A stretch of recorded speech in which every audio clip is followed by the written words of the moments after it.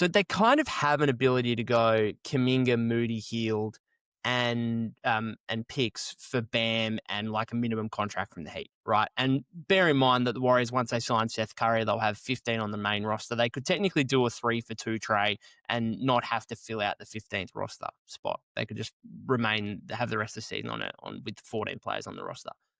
So the Bam thing you could technically get to. Markkanen is just flat out not possible unless you're willing to trade Draymond.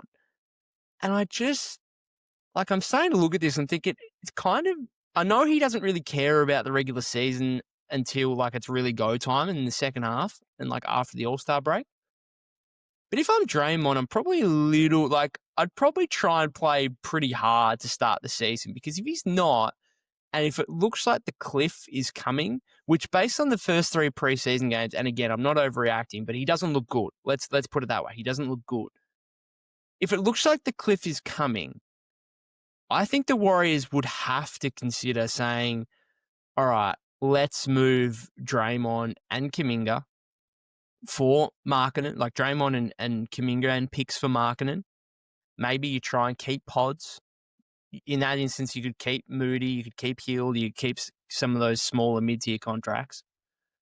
Or Bam as well, where it's like Draymond and Kuminga for Bam and something else from Miami. And obviously whatever picks the Warriors would have to throw in as well. Because some of the stuff with Draymond, it's like, again, in a very similar way to Kuminga, you have to specialize. In fact, Kuminga, I think, is more of a three-point threat at this point than Draymond. He's certainly a more willing shooter than Draymond. So some of the stuff with Draymond, it's like, would you even want to have Draymond and Bam together? Because that's just a real lack of spacing. I actually don't mind the idea of like Bam and Horford together, of course, as like a double big. That actually kind of makes some sense. And particularly with this Horford signing, it's like if Horford actually looks decent, I also feel like that makes Draymond a little bit more expendable. Mm-hmm. So if I'm him, I'm kind of joining you on the putting Draymond into mock trades. I know it's only 3 preseason games in.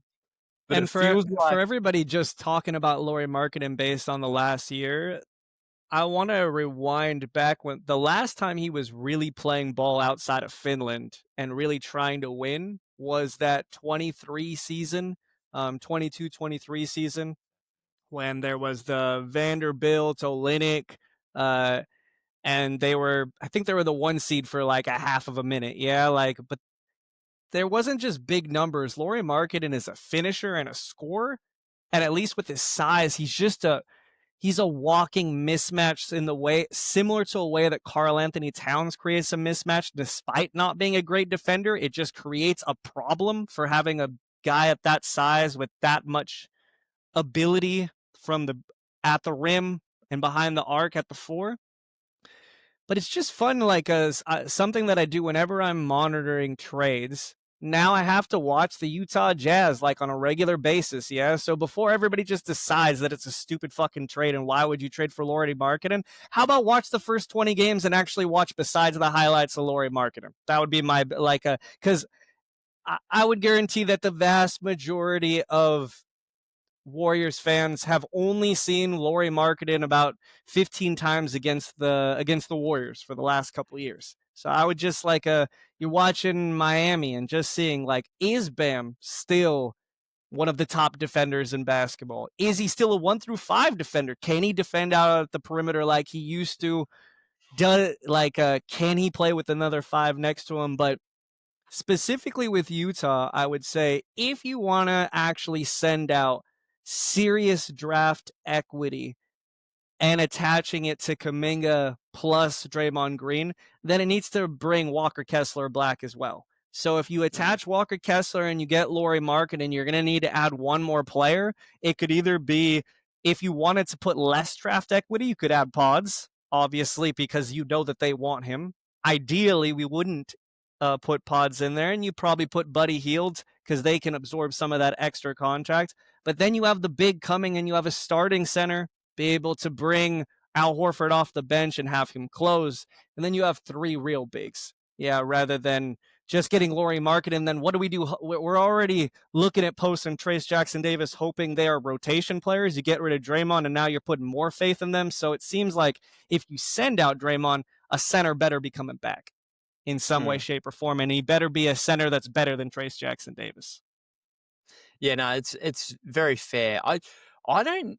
It's going to be very interesting first 15, 20 games of the season for Utah in terms of Markkanen's value, because right now, yes, he had a good Eurobasket, but his last season was poor, and he's starting a 4-year, $196 million contract. But Lauri Markkanen on nearly $50 million a year is a lot different to what we were talking about going back to last offseason where the Warriors were so keen on him.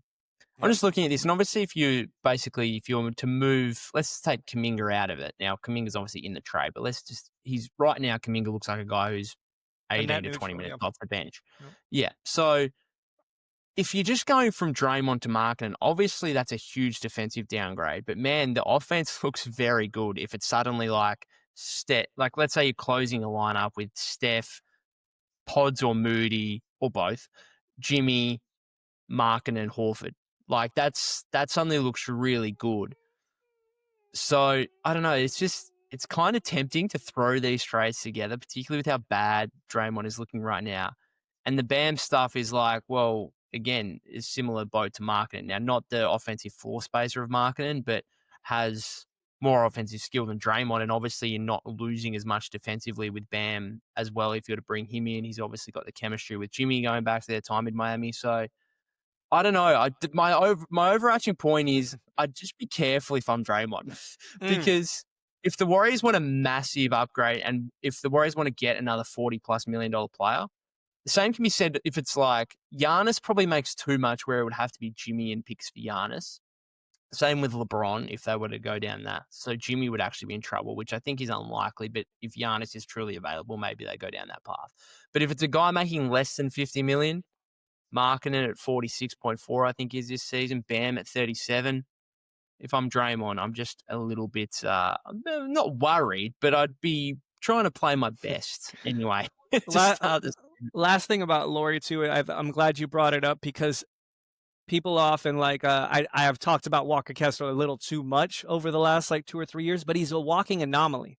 If you go through and you see how many guys can you actually pick up that affect your roster in a positive way, but don't detract from your rotation and your depth, he's one of the only guys that's making less than $5 million. You can just throw him in. That's why Lauri Markkanen was such a coveted gem before he signed this contract. Yeah, he made $18 million. You could basically send things you didn't want plus picks and bring him back.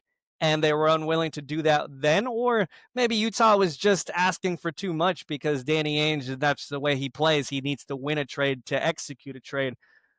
But I agree. At $47 million, the first thing I did when I saw it was, okay, before I look at the Warriors trades, how many other teams should be coveting Lauri Markkanen at that number and the cost it's going to take to get him?